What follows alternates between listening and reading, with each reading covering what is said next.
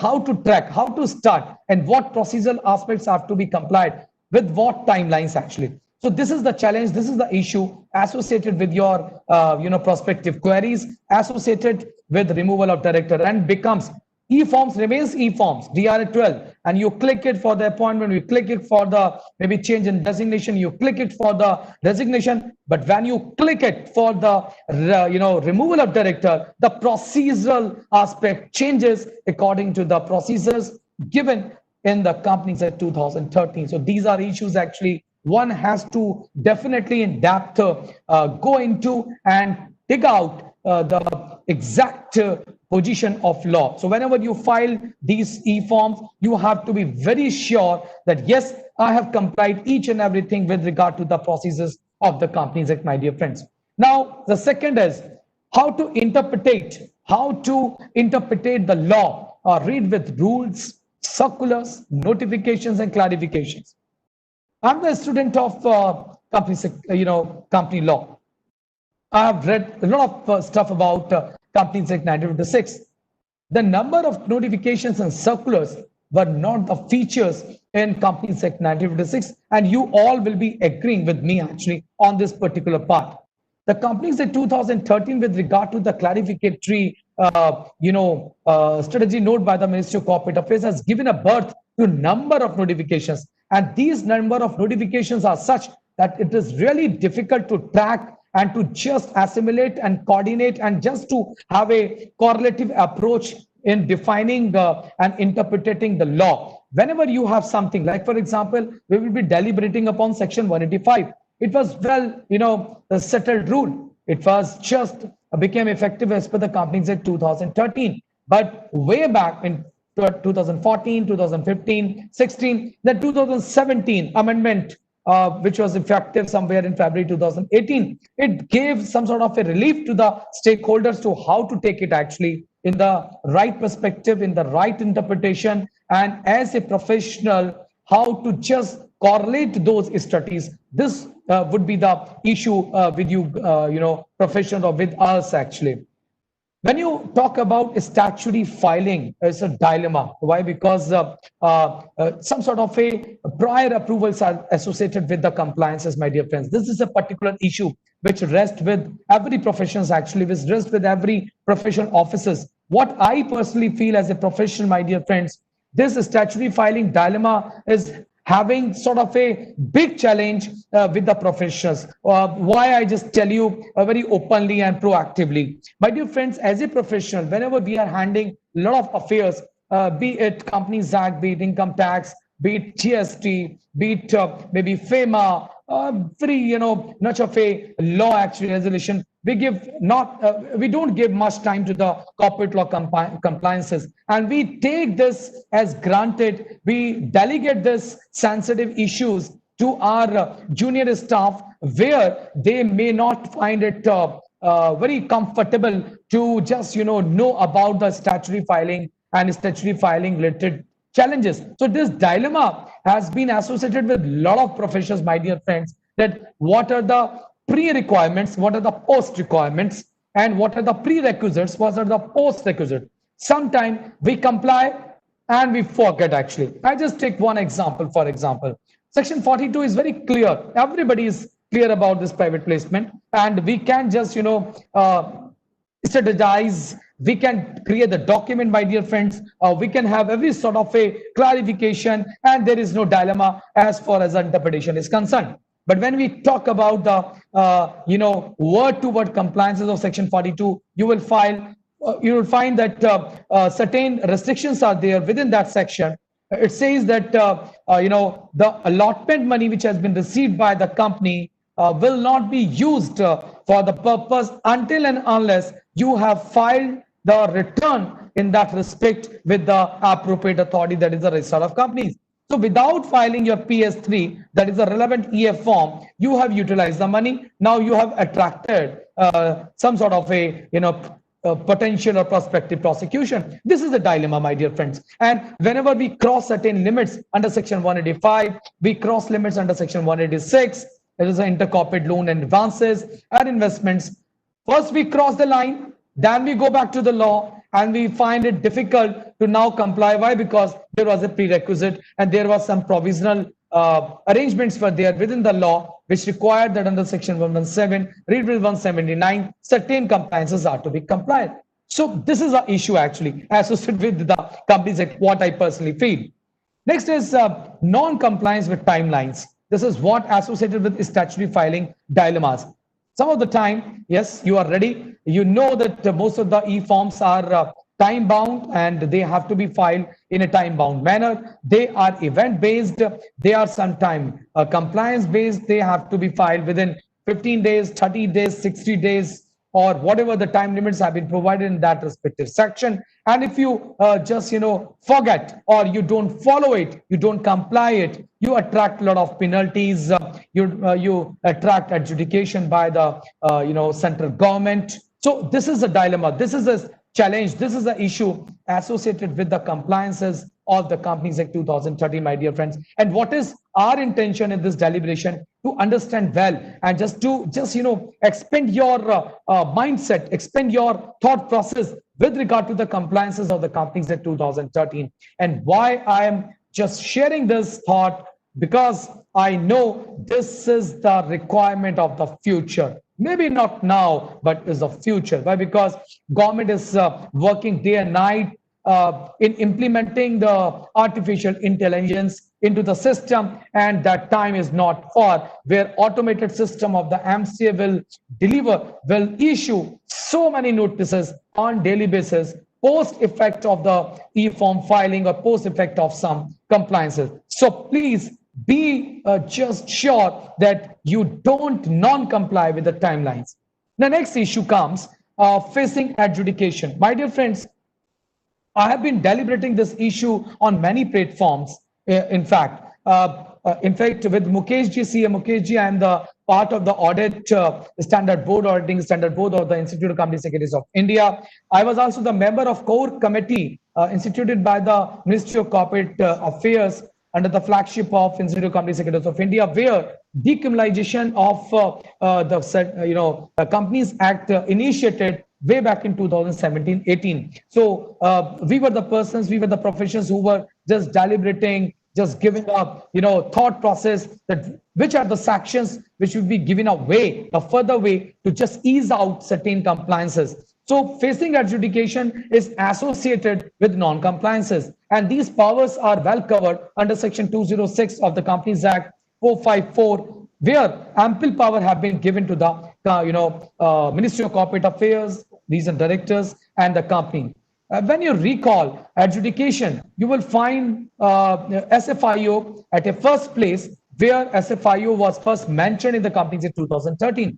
This agency has been working before, but it was not finding its place in the Companies Act 1956 by any chance. So Companies Act 2013 has given that way forward to the SFIO department, which is also an adjudicative body and which finds culprits actually post IBC associated with the IBC issues as well. So this is an issue one has to focus, and facing adjudication is not a option, but it's it's a compliance which has to be complied with, associated with so many other provisions of the Companies Act.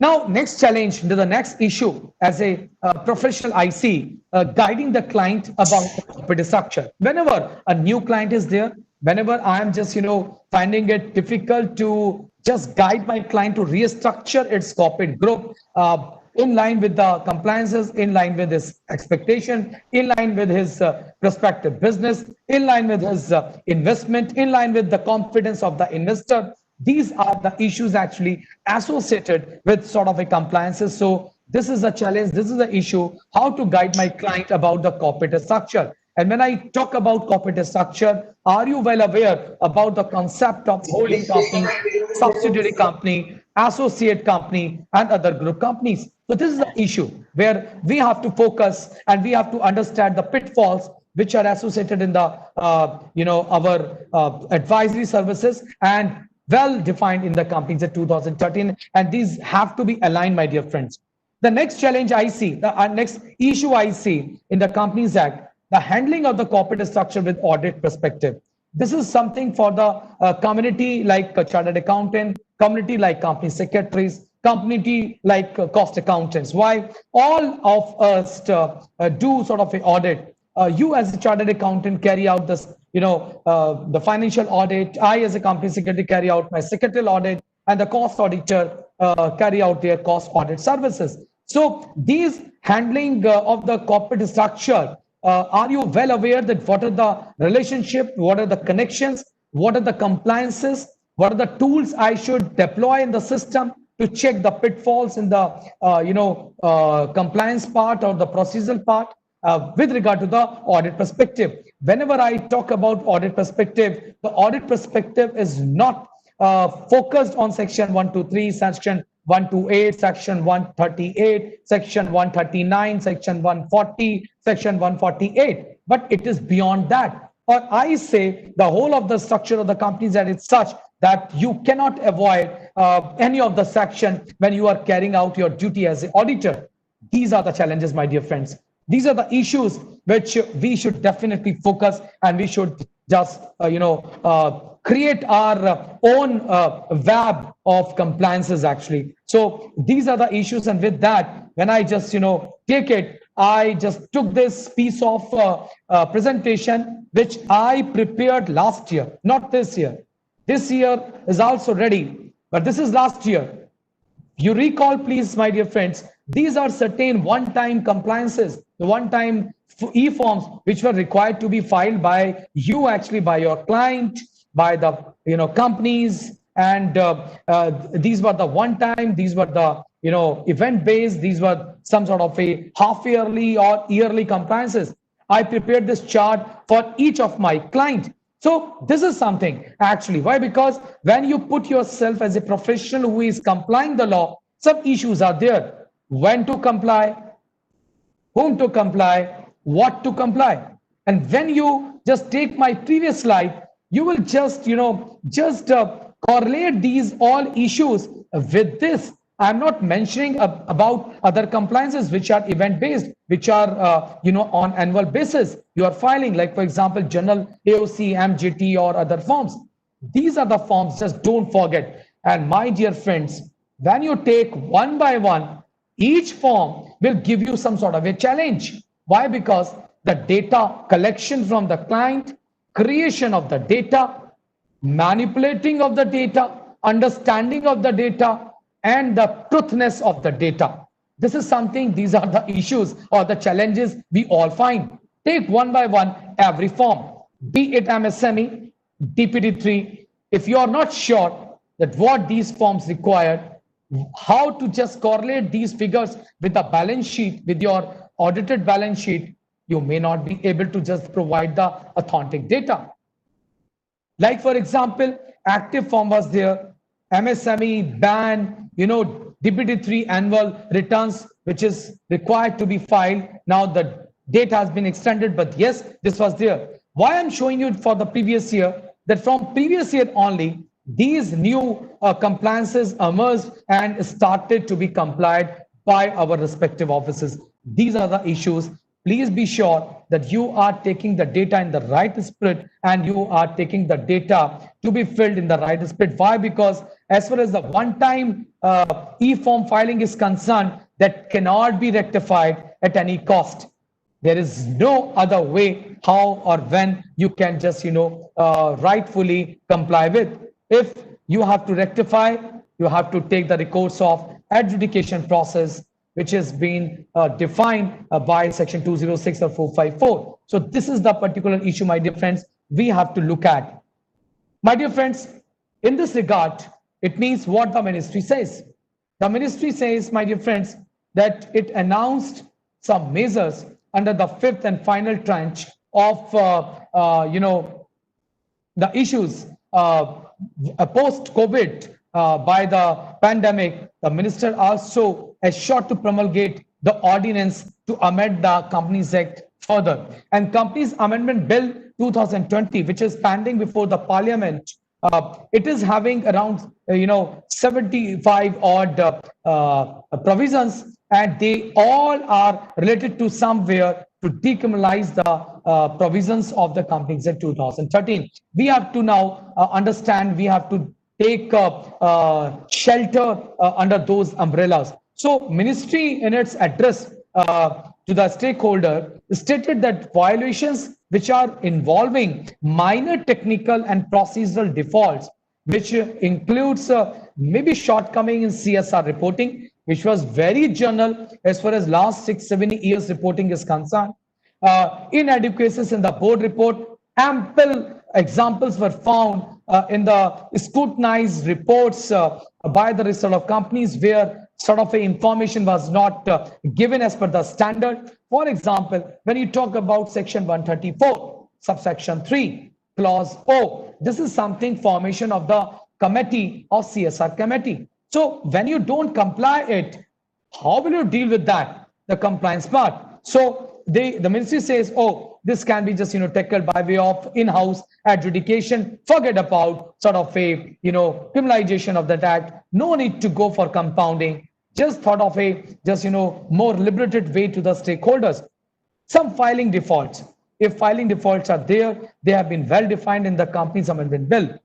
Like for example, if some delays are there in holding the AGM, so it will be decriminalized. Section 99 was very clear about it. So this is the intention of the Ministry of Corporate Affairs. You have to just think clearly. The Ministry of Corporate Affairs is working day and night in further extending its full arms to the stakeholders wherever they find it difficult and wherever the objectivity of the Companies Act 2013 is killed, actually. So they are there to help you out, my dear friends.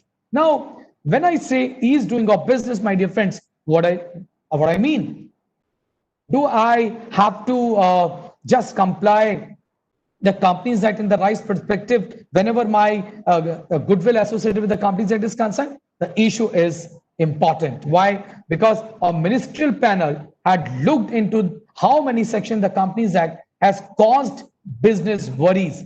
So when I'm talking at the one hand about ease doing of business in India, where my country has reached to a position where it was not there, 63rd position, I'm working on some parameters which have been just defined by the World Bank. I am just on 24th or 25th position. So this is the time when I have to look back. I have to look back on those provisions which can be just, liberated. So it suggested around 72 changes to 65 section in the Companies Act 2013 further.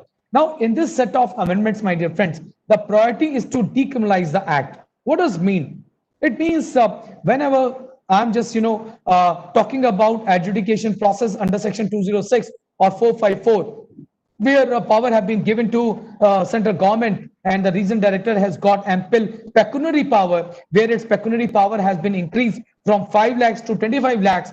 It means the declogging of the procedure has started and NCLT has been just given that liberty to transfer its so-called procedural aspected questions back to the RD office. For example, conversion of public company to private company. Now it can be tackled by the RD.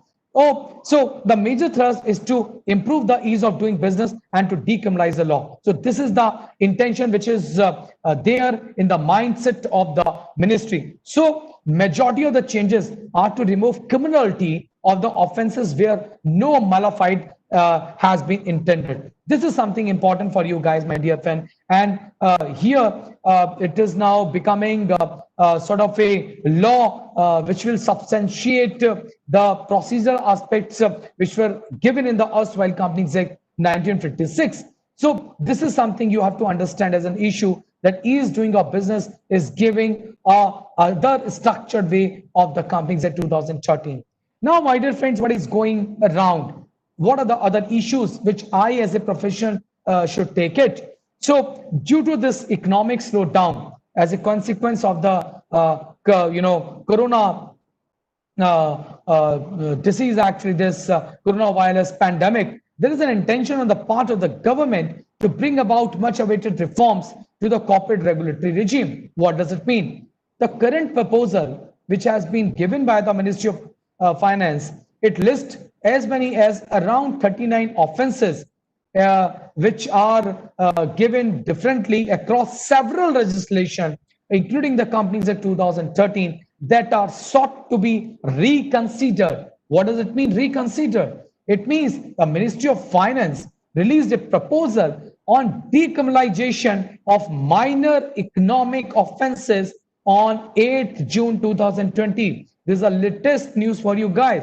You talk about decriminalization of the Companies Act 2013. No, it's not so. There are other legislations too where decriminalization process and that thought process had just started. So please have a focus on that. So these minor economic offenses now can be decriminalized. So this post examines how this proposal fits into the overall policy of the Ministry of Corporate Affairs to outlook of the government and evaluate the proposal with a special emphasis like Section 138, which is most discussed and pathetic section in the Negotiable Instrument Act 1881.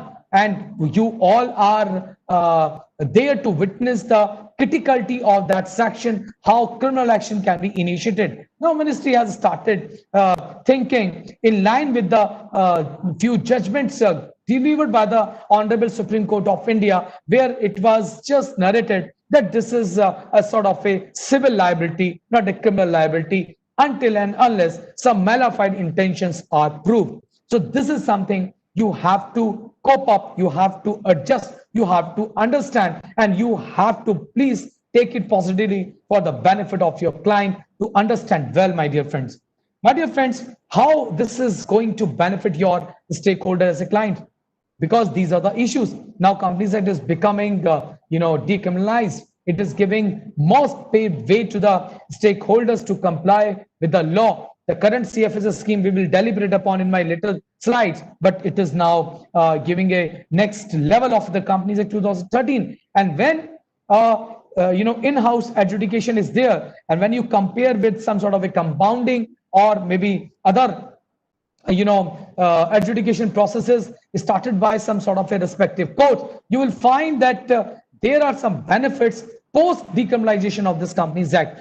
And this decriminalization of offenses under the Act is likely to yield intangible benefits in the form of protection of goodwill to a company, to your client, to your director, to your KMP, and that could otherwise get tarnished by criminal sanctions being imposed for minor technical or inadvertent lapses. My dear friends, if you don't follow, you don't comply any section, and the ministry initiate or the court initiate or NCLT on its own initiate, or you go voluntarily on its own before the NCLT for the compounding, you find it difficult when there is a conversation, there is a discussion with your prospective investor, prospective joint venture, partner, and there is a black dent on your personality as a corporate and as a director also. So now the in-house procedural aspect where penalty will be imposed, in-house adjudication process will start, and it has really started taking a shape. I think it will benefit to the stakeholder. It will save the goodwill to some extent to the stakeholder. Post IBC, Insolvency and Bankruptcy Code, I think we all have found it difficult to be sustainable.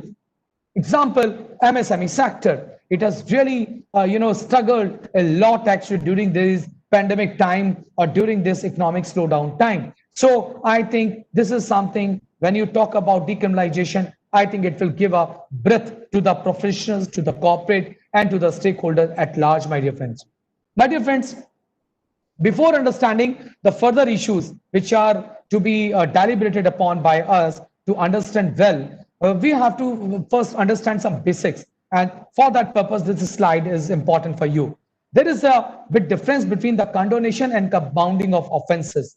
Condonation is something when you cross certain timelines and you go back to the adjudicative authority, you pray for the condonation, whatever the delay is associated, maybe filing of charges, maybe filing of your pathetic MJD 14 form. I always call a pathetic MJD 14 form because all of us, or majority of the professionals, just forget about to comply section 117. In my recent assignment, I shared with you where the registered office has been proposed to be shifted from one state to another, the RD has come out with scrutiny of the historic filing of the corporate, and they have found that if, for example, in 2014 and 2015, when MGD 14 was required to be filed by all class of companies, be it private or public, for the purpose of adoption of the account itself or the director report, and later in 2015 it was exempted. Still, the RD is looking at that compliances of 2014 and asking the stakeholder to go back and get it condoned by the Ministry of Corporate Affairs by filing CG application. So this is important for you. This is an issue for you before taking any such action for your client, my dear friends. So section 460 is very clear, my dear friends. It talks about that condonation of delay is done in cases where any application which is required to be made before the CG or some document are required to be filed to ROC is not filed, with the is required to be filed to the ROC or the RD is not filed within that stipulated time or a specified time, then you go and approach to the maybe appropriate authority like regional director. Charge is a very hot example for you guys where you forget to file charge. But the connecting feature, which is very important for you, that CFSS, the current CFSS scheme 2020, which is amnesty scheme in the nature, has not allowed the charges form for the purpose of taking shelter under CFSS, and you have to, in any case, get the condonation of delay completed by the adjudicating authority. Section 441, it is regarding application for compounding, where the section penalizes you as a director, penalizes you as a company. What do you do?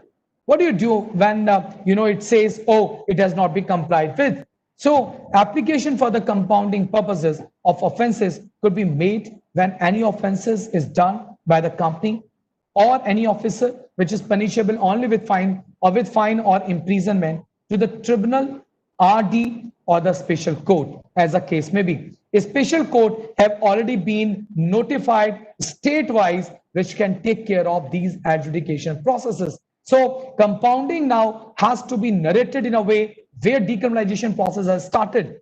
Mere 16 sections in the first instance in 2018 have already become decriminalized, and another stance of 42 sections is ready to be decriminalized. So we have to understand where compounding, where condonation of delay. So condonation of delay remains to be condonation of delay, but compounding, as far as the compounding offenses is concerned, when the word fine has been used in respective section and they have been substituted by penalty, so compounding will not remain as compounding for majority of the section in the companies at 2013. So these are the condonation and compounding of offenses. One has to look at very openly actually, and to understand where it is applicable and where not. My dear friends, when you talk about these all processes, I take one section, that is 117, which will define that what has changed actually. So before the amendment, section 117 subsection 2 stated about fine, the word fine, and after the amendment it has been substituted by penalty. So when fine was there, compounding was associated. When penalty is there, then in-house adjudication process has started. So this is a brief difference, and Oxford Dictionary defines, interpreted these two words in the right perspective. Where has to be penalty, where has to be fine. So before amendment, default could be made good by filing petition before the Honorable NCLT, by filing compounding of application suo motu, or after receipt of notice from respective ROCs, MCA, and after ordinance or amendment of this Companies Act, ROC may start levying in-house penalty by issuing show cause notices without any petition to NCLT or any other authority. Now, NCLT is flooded with a lot of other matters related to the IBC and mismanagement cases. So I think it is really in the interest of the stakeholder to transfer that shift from adjudication process, in-house adjudication process, to the central government department like RD and ROC. So it will reduce the burden of the NCLT, as after this recategorization, offenses will not be looked after by the NCLT anymore. So my dear friends, this is the issue. I think you have to focus on those compliances associated with your daily compliances, or maybe some customized compliances for your clients, my dear friends. My dear friends, in major amendments, where major amendments have been there, I have just taken few of the amendments for your benefit, and you will find that recategorizing of these offenses, which are in the category of compoundable offenses, to an in-house adjudication framework. However, no change has been made for the compounds, offenses made in respect of any of the non-compoundable offenses. So non-compoundable offenses remains to be non-compoundable. Maybe the brand example is section 447 about fraud and fraudulent act. So this declogging of the NCLT by this step has really given a great breadth. Like, for example, it has enlarged the jurisdiction of the regional director by enhancing the pecuniary limit from 5 lakhs to 25 lakhs. It has vested with the central government the power to approve the alteration in the financial year of a company under section 2 subsection 41, where previously we had to approach to the NCLT. Now this can be done by taking the approval of the regional director. Now vesting in the central government the power to approve cases of conversion from public to private. These are three really good examples where declogging the NCLT by giving power, more power, pecuniary power to the Office of Regional Director and ROC has initiated. My dear friends, with this, actually, these managements talks about the current scheme, which is Cfss scheme. Now,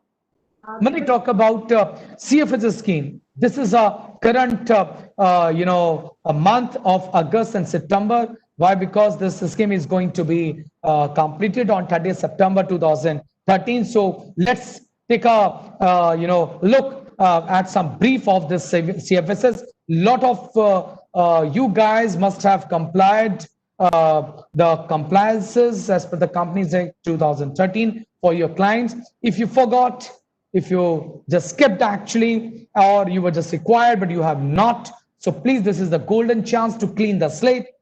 Be it any compliance related to Companies Act 1956 or Companies Act 2013, come and just join the Ministry of Corporate Affairs in just, reshaping the corporate structure in India. My dear friends, Companies Act 2013 has introduced two amnesty schemes before that, way back in 2014 and then 2018 by the name Condonation of Delay Scheme, Code Scheme. Now this is the third one, and I think after ministry took many harsh steps, maybe in making the lakhs companies defunct, making lakhs and lakhs of the directors are disqualified under the provision of section 164. This is a golden chance when you have to take it, and you have to take in the right perspective, my dear friends. The Ministry of Corporate Affairs, in its circular, which is dated 24th of March 2020, provided some sort of a relaxation to the stakeholder,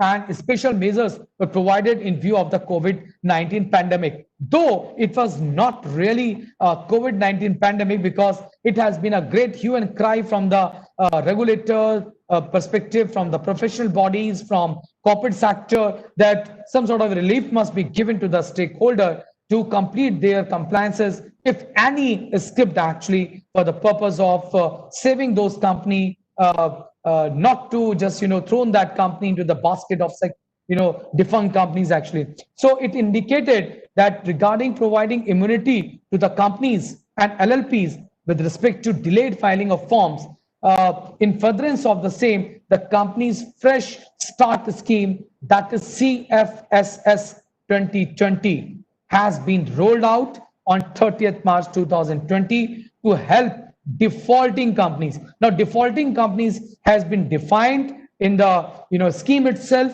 The defaulting company is one which has not filed any of its return, maybe form, maybe document within the stipulated time with the appropriate authority. So it will make defaulting companies to make a fresh start on a clean slate by filing all e-forms without any additional fees, my dear friends, whatsoever, between 1st April 2020 to September 30th, 2020. It means irrespective of the due dates, if any.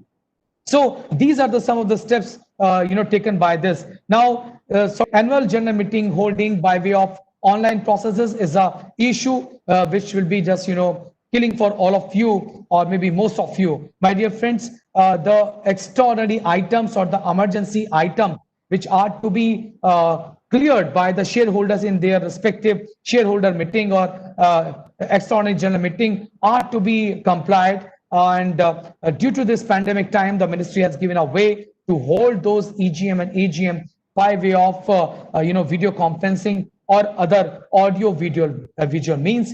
They have given a structured way to organize those meetings, and in general circular, these have been well defined, and some restrictions which were there, some compliances with regard to taking care of contribution to the deposit and debenture trust was there.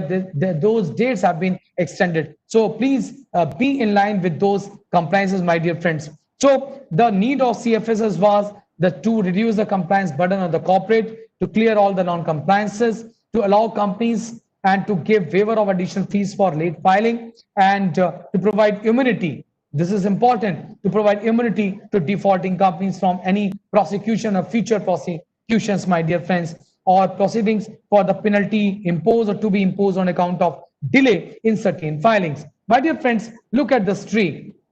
When I talk about the current CFSs, and I really recall the earlier amnesty schemes, those earlier amnesty schemes used to charge the additional fees.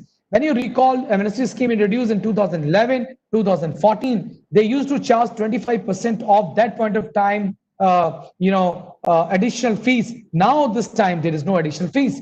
10 forms relates to Companies Act 1956, 12 forms relates to LLP, and remaining forms relates to the Companies Act 2013. So this is a bunch of 72E forms which have been given away to be filed under this amnesty scheme. You can take the benefit for your respective client, my dear friends. My dear friends, this is the glimpse of e-forms which are associated with your compliances. What sort of a compliances, what sort of a e-form are required to be associated, and how to take the benefit. My dear friends, all the annual filing related forms, like for example, ADT, AOC, XBRL, right, consolidated AOC, these all have been given under the CFSs. Resolution related forms, resolution or agreement are to be filed in MGD 14. This has been given. Auditors related form, ADD 1, 2, 3, 4 have been given. Miscellaneous form, maybe it is applicable to the foreign companies as well. Why? Because FC 1, 2, 3, 4 have been given. MR, MR2 with KMP, MGD 15, IPF related form, the KYC forms, and the INC 22A, which was one-time form. These all forms have become the feature of the CFS scheme. Please clean your slate by having the shelter of this scheme, my dear friends. Now, my dear friends, when you talk about decriminalization, so please just have a look, nothing else, just discuss. These are few of the first set of sections which were got decriminalized, where the ordinance, the post ordinance, when 2020, these all words were substituted by penalty, and the fine was substituted by the word penalty. So section 53, 64, 92, 102, 105, 117, 140, 157, 159, 165, 191. I'm not deliberating upon each and every section.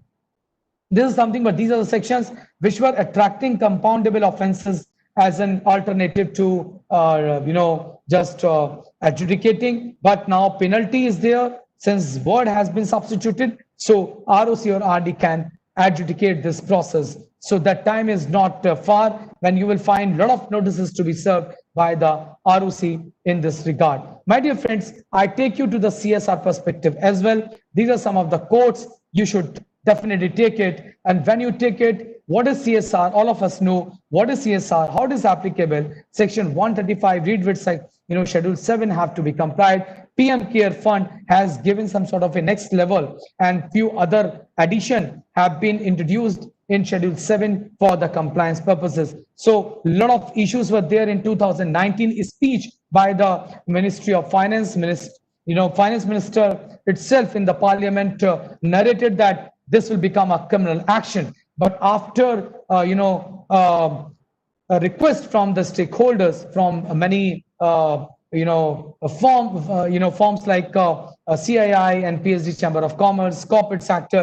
Now this section is not a criminal section, and CSR has become just a compliance purpose. This is something, the objective we all follow, and you all follow in our respective policies as well, my dear friends. So these are the 4 dimensions where our discretionary responsibility, ethical responsibility, legal responsibility, economic responsibility. So this is the legal responsibility when we comply Section 135 of the Companies Act, my dear friends. This is the business impact on the company itself, my dear friends. So these are the major amendments which have been introduced by the Companies Act 2013 with regard to the CSR.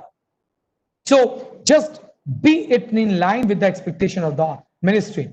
It says that any amount remaining unspent pursuant to any ongoing project. I'm not talking about any previous. Why? Because when you talk about 15, 16, you could not spend it. You have already provided your board of directors report. The reason where you could not invest that money in CSR initiative, I think the clarification of the ministry sought whether that amount in liquid form has to be available for the purpose of this clause or not. So that is something. So I'm talking about for the previous year only with respect to this amendment. So whenever any amount which is remaining unspent pursuant to any ongoing project undertaken by the company in pursuance of its CSR policy shall be transferred by the company within a period of 30 days from the end of the financial year to a special account now. Now, this liquid money has to be transferred into a special account to be opened by each client company where CSR is applicable in that behalf for that financial year in any scheduled bank to be called as unspent corporate social responsibility account. And such amount shall be spent by the company in pursuance of its obligation towards the CSR policy within that period of 3 financial years, my dear friends, from the date of such transfer. Now, failing which, the company shall transfer the same to a fund which is specified in Schedule 7, like, for example, PM Care Fund or PM Relief Fund, maybe a target fund. So within a period of 30 days from the date of completion of the 3rd financial year. Please clear it, and just clear it in the right perspective of this amendment, my dear friends. Now, my dear friends, the power which is given to the board of directors is live. So before understanding further, just to understand these basics. Why? Because how we deal with intercorporate investment loan under section 186, loans to director under section 185. When you look at the board of directors of a company shall be entitled to exercise all such powers and to do all such acts and things as the company is authorized to exercise and do. We all know that. Board of directors are in fiduciary capacity. All of us know. They are custodian for the assets of the company. We all know. Provided that in exercising such power or doing such act or thing, the board shall be subject to the provisions contained in that behalf, in this act, or in the memorandum or articles, or in any regulations not inconsistent therewith and duly made thereunder, including regulations made by the company in general meeting. It means some of the powers are not within the ambit of the powers of the board of directors. They have to be referred to the company's shareholders.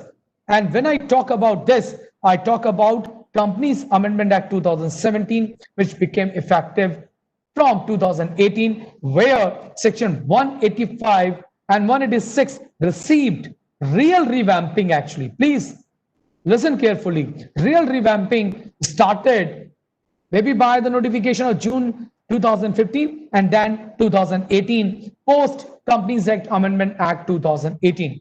Now, board of directors of a company, my dear friends, shall exercise the following powers on behalf of the company by means of a resolution passed at a meeting of the board, like for example, but within the limits, to make calls, to authorize buyback, to issue the securities, to borrow the monies, to invest the funds of the company, to grant the loans or give guarantee or provide security. It means there is an ambit. When I talk about section 185, 186, I have to discuss something about section 180, section 188. Section 180, where I can borrow funds, where I cannot sell my undertaking over and above the limits provided in that, where I have to take the prior permission of the shareholders, where I can borrow funds, but when I exceed the limit, I have to take the prior approval of the shareholder by passing of a relevant ordinary or special resolution. Section 188, where related party transactions are there. When I cross the limit, I have to go back to the shareholders, take their prior approvals. So these are the things which are related with the documentation. In my earlier slide, what I mentioned, this is a procedural dilemma, and you have to be clear about that. My dear friends, I as a professional may not be habitual for copy and pasting from others' perspective. Why? Because in some of the sections of the Companies Act, like section 42, section 62, it is clearly mentioned that the explanatory statement has to be given as per the standard given in the rules made there under. This is really important to follow. So my dear friends, these are the respective board of directors, KMPs, to be appointed when you reach to a certain level. Like for example, the rule 8 of the appointment of company secretaries or the CFOs says something. You have to have a KMP under section 203. CEO, managing director, manager, there is no then whole-time director. You have to have a CFO. You have to have a company secretary when you cross certain limit of a paid-up share capital or turnover. So this is something you have to keep in mind and then comply the law. My dear friends, or maybe whenever you are auditing your client actually, so you have to just keep a correlative pace with those compliances, my dear friends. Now, these board committees are there. Before understanding the powers which have been delegated to the committees, whether we can at all delegate those powers or those powers are to be vested in the board of directors itself, we have to understand the sanity of these committees. So these audit committee, CSR committee, stakeholder relationship committee, and NRC committee are associated with the limits of share capital, turnover, or other rules which have been associated and given a way for the formation of these committees and powers which they can have within those category of committees. It is clearly mentioned in the Companies Act. My dear friends, these are some basics when you talk about section 185, section 186. Now we just discussed something. We have around 20-30 minutes, I believe, so we can discuss this 185, 186 now. So before section 185, 186, we take a visit. You have to understand how to start, what to understand, what are the correlative sections, rules. So you have to understand these basics. You have to understand section 177 with regard to that every audit committee shall scrutiny of the intercorporate loans and investments. If the company is required to deploy to appoint the audit committee, then one of the core objectives of the audit committee would be like, it would be the responsibility of the audit committee to just discuss, to see the genuinity, the compliance of the relevant section, relevant limits, limited powers for the board and the target group and the objectivity. So the audit committee will review this transaction and will move forward. Section 179, it relates to The board of directors of a company shall exercise the powers to invest the funds of the company by means of a resolution passed at a meeting of the board. The first level of scrutiny has to be completed by the board of directors in their respective meeting, my dear friends. Now, section 185. Loan to any of its director or to any other person in whom the directors are interested. We will discuss this. 186, loan and investment by the company. Rule 8 of the company's meeting of the board and its power rules 2014, where you will find that company secretary, KMP, related aspects have been provided. Rule 10 of the company's meeting of board and its power rules 2014 have been provided. Rule 11, 12, and 13 of the company's meeting of board and its power rules 2014 have been provided, my dear friends. So please go through these provisions before understanding section 185, 186. Earlier, section 185 was applicable to both public as well as private companies. We all are aware. When you compare the section 185, please recall section 295 of the Companies Act 1956. So when we say that earlier section 185 was applicable to both public as well private companies, but after exemption, which was a major notification of the Companies Act dated 5th of June 2015, it gave exemption subject to the conditions to the private limited companies. So you have to understand the private companies, which is defined under section 2, subsection 68. It has given exemption to the government company when the government company, the board of directors, or the governing body of the government company takes the prior approval of the relevant government in this regard. Section 185 will not be applicable to the Nidhi companies when majority of the stakeholders have given their consent in that respect. So it is, more or less bringing at par with the section 295 of the Companies Act, which was at that point of time was applicable only to the public limited companies and the private companies were exempted. So this is some brief about the section 185 when you talk about. When I say 185 section, your professional mind immediately say, oh, it is prohibited. The terminology may be right, but terminology may not be right after notification dated 5th June 2014 and after the Companies Amendment Act 2018. It doesn't mean that private companies or exemptions which have been given to the government company and Nidhi company became effective after the original activation of the section 185. Section 185 is applicable on all companies. So no company directly or indirectly, take a academic view of the section. No company shall directly or indirectly advance any loan, including any loan represented by a book debt to, or give any guarantee to provide any security in connection with any loan taken by any director of a company or of a company which is its holding company or any partner or relative of any such director.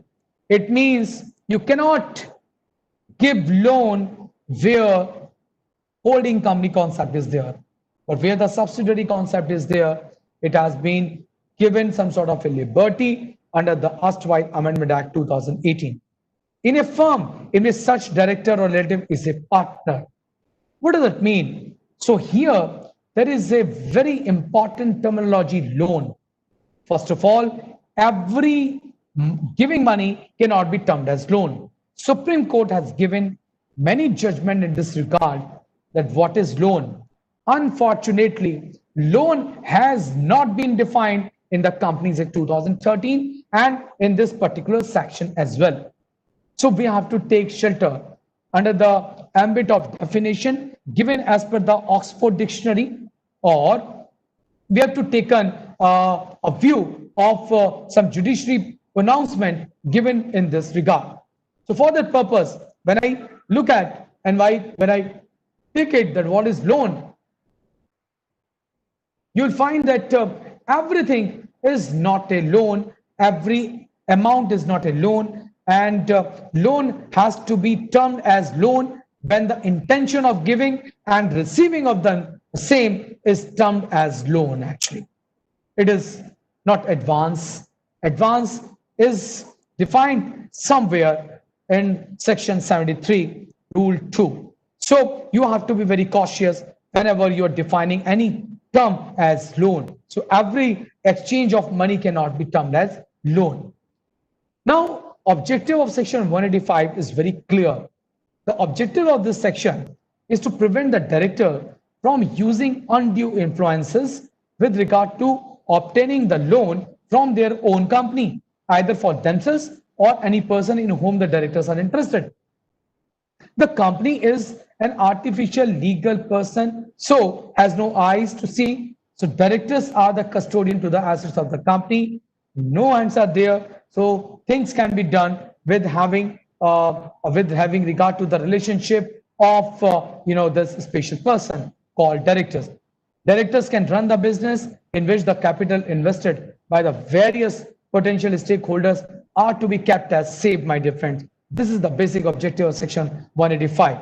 The one question, which is a very basic question, comes to the mind: whether a company can give a loan to the director of its wholly owned subsidiary or subsidiary company, or to certain connected person given in section 185 of the Companies Act 2013. Let's find an answer to it, my dear friends. There are some restrictions to the Companies Act 2013.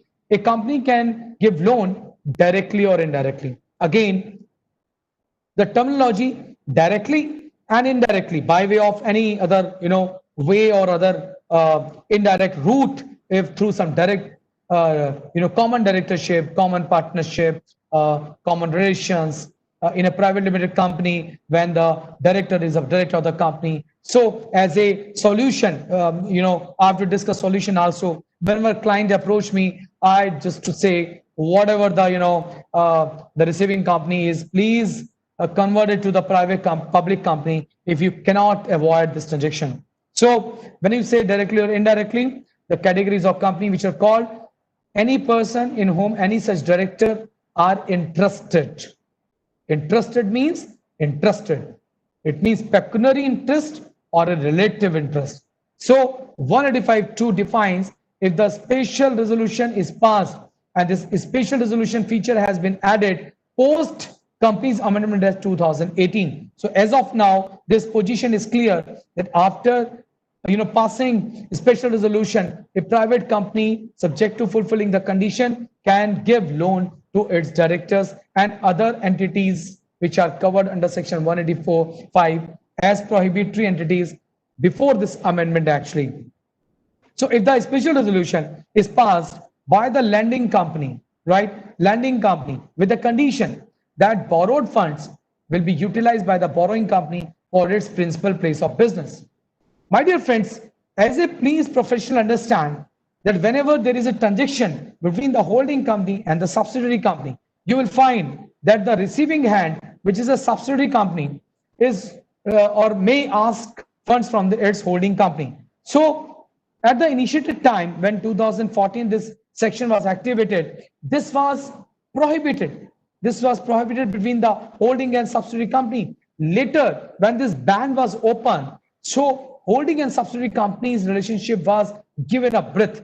But despite of the fact this has been given away, the subsidiary company cannot further provide loan to other entities for any other reasons. It has to invest as per the business and as per its principal business only. So subsidiary company has to utilize those borrowed funds in the right spirit of their own business.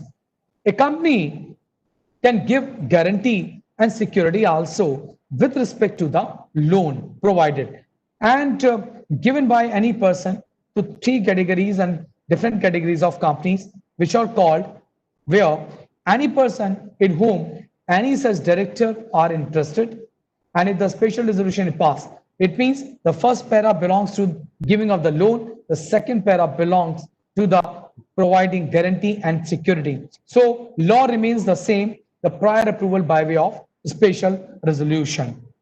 My dear friends, my second questions may be, when Mr. X is a director of XYZ Limited and is also a director of ABC Limited, there's a common directorship, and before the company law, committee, it was deliberated that why you are making this law so harsh, that where a group structure is such that only 2-3 directors are the common directors in 8 or 10 or 12 group companies, how this company cope up with the compliance of this section? So we have to find the answer for that also. Mr. X is a director of XYZ Limited and is also director of ABC Private Limited, right? The solution lies in ABC Limited. ABC Private Limited proposes to give loan to a person who is not covered in section 185 subsection 1 or subsection 2. So whether XYZ Limited can provide guarantee or security with respect to a loan in such loan transaction? Let's find an answer for that also. My dear friends, as you are aware, the subsection 1 and subsection 2 shall apply for the giving of any loan to a managing or whole-time director if, as a part of the condition of services extended by the company to all its employees, and there is an agreement between the company and its managing director or whole-time director as a service agreement.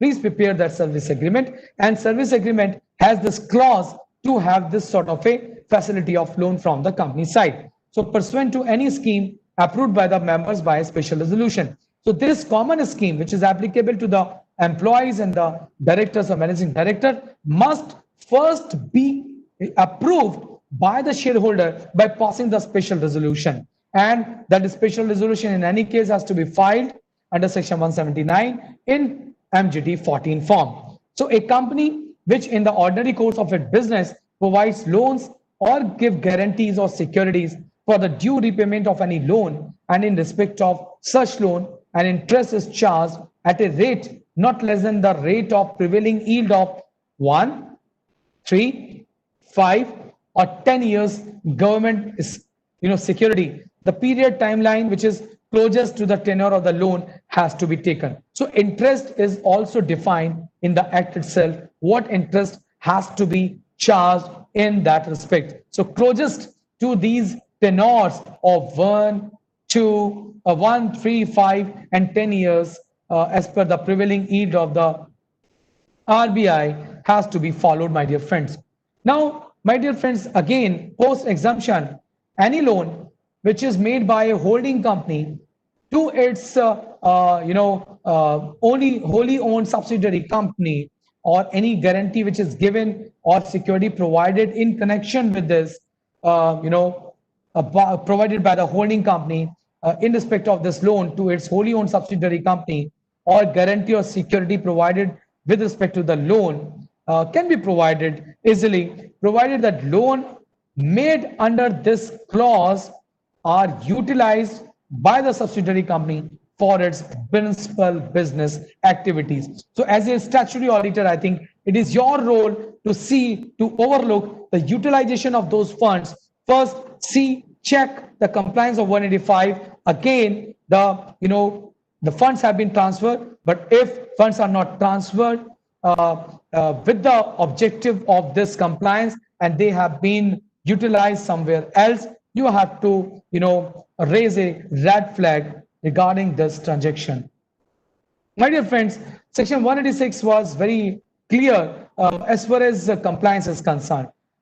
60% of the paid up share capital, or share premium account, or share reserve, or 100% of the premium or reserve, whichever is higher, you can have it actually, or you can just raise the bar by having the prior approval of your shareholder by passing the special resolution. always we keep a bandwidth, we keep a band, upper band, a blanket, by providing a blanket approval to the company, up to which a company can invest or provide loan. Earlier there was a conflict between 185 and 186, where 185 says notwithstanding anything contained in any other act or section, including 186, and 186 also invariably say whatever written anywhere else. So they were just differentiating with the objectivity of these two sections actually. So in line with the amendment of 2018, this section 186 is applicable on all the companies,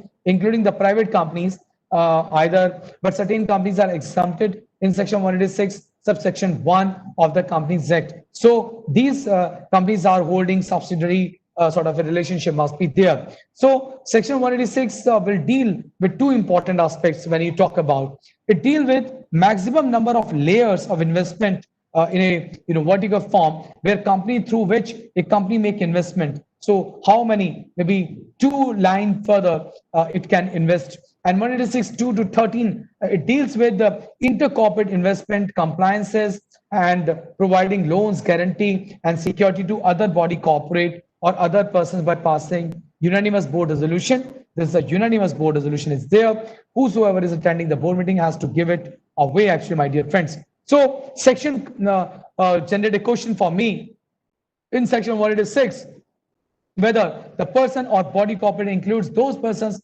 also which are covered in section 185, we have to find the answer. So where the aggregate of the loans and investments so far made, the amount for which the guarantee or security so far provided to or in all other body corporate, along with the investment and loan and guarantee which is proposed to be made or given by the board, exceed the limits specified in this section, unless previously authorized by the special resolution, you cannot go ahead.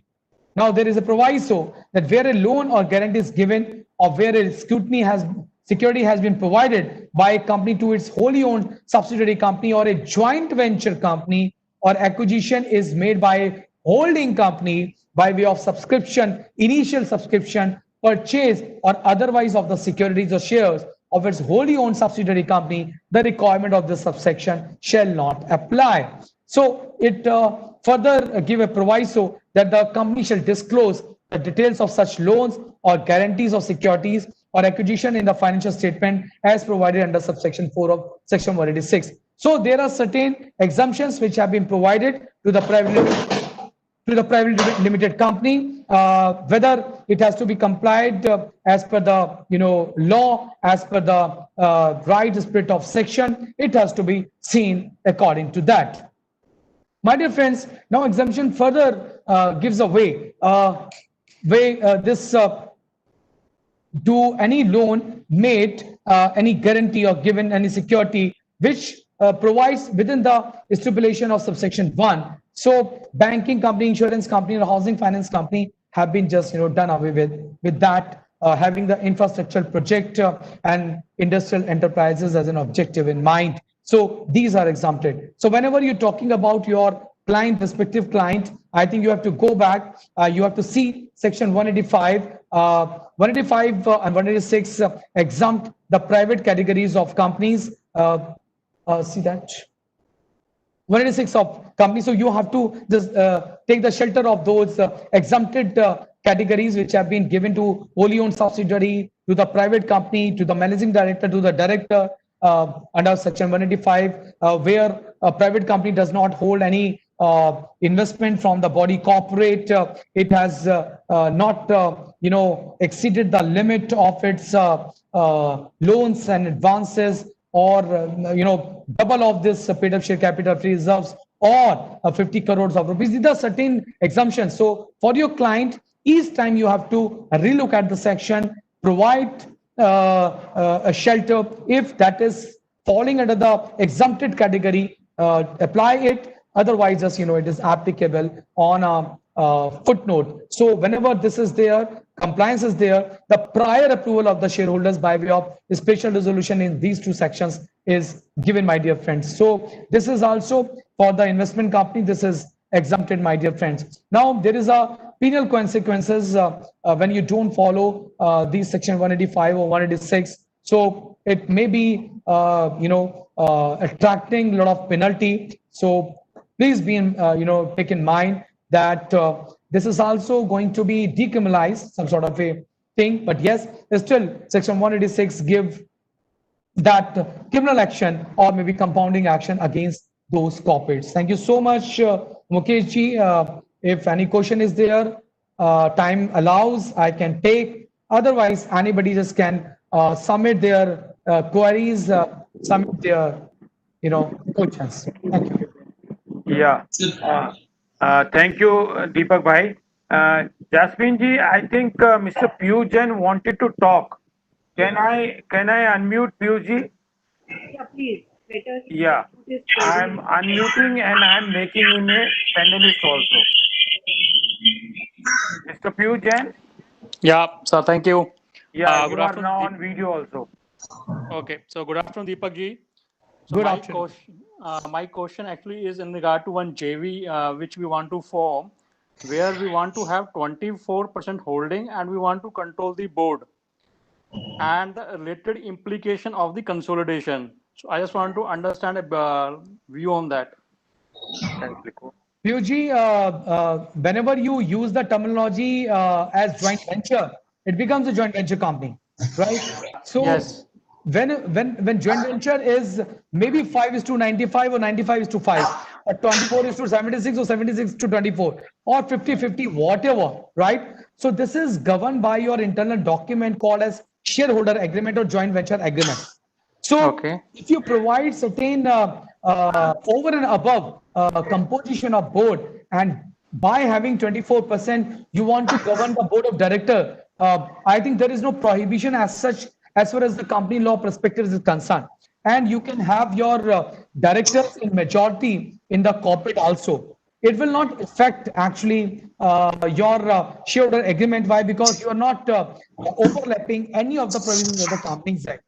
The consolidation part is there. What I told you, even if it is 0.001% JV with your prospective JV partner, you have to consolidate your balance sheet with the JV partner and has to be presented before the shareholders and has to be filed accordingly under Section 127 of the Companies Act.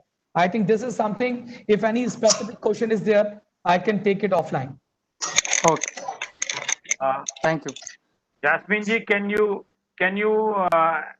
sum up the entire today's discussion and anything which is coming in your mind? And then I will request Piyush Jain is interacting in this seminar actively for a honor to Shri Deepak Sharma ji for vote of thanks. Is it possible for you, Piyush ji? Yeah, sure, sir. I will do Yeah, that. yeah. Then hold the line. Let Jasmine ji first conclude this session. It was a Yeah, very Jasmine. valuable session, Deepak, and we have Little covered. bit audible, little bit more louder. Am I audible now? Yeah.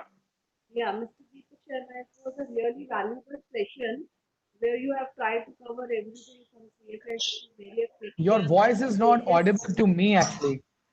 Is it not? Is it better now? A little bit, but not audible. I am on the speaker. That's why. Is it better now? Is it better? It is little bit better. Please tell. Okay. I was saying the session was the complete fruitful session and overall session where we covered the Cfss scheme and various section and recriminalization and various amendments which had come during this COVID period. And one point I want personally to ask you about this Cfss scheme, that because as you said, it's for the revival of the companies and for the action, very stringent action taken by the government, relaxation to them. So is the government coming out with some extension of the scheme, because NCLT has yet not started and the revival of the company matter is still pending. So is there any information about extension or how the companies which have been striked off can take the benefit of this scheme? Jasmine, whenever you talk about revival of companies, it is post action by the Ministry of Corporate Affairs, where more than 2,50,000 companies became defunct actually. Now, due to non-filing of the balance sheet, also a lot of companies become defunct. Now, when you compare the CFS scheme, the current scheme which is going on, first of all, stakeholder need to revive the company by way of taking the application before the NCLT.